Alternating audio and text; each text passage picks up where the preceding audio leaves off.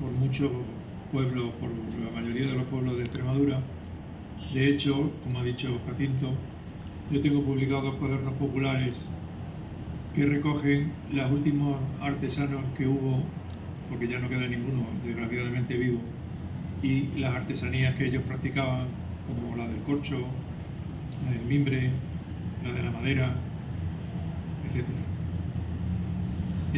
Esas personas ya no existen, pero se puede estar registrado su trabajo, los últimos piezas artesanas, está registrado en esos 2 cuadernos que me sirvieron para dedicar 6 meses de mi vida a vivir entre ellos en la urbe.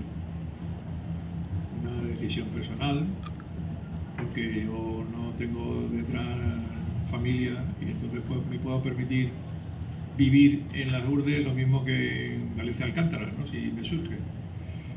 Y entonces pues estuve realizando eso con gran alegría de estas personas que se veían reflejada esa pequeña y gran proeza que es mantener esas piezas clásicas que van surgiendo del saber del pueblo y adaptado a la realidad cotidiana de las necesidades que tuvieran por los que iban al campo.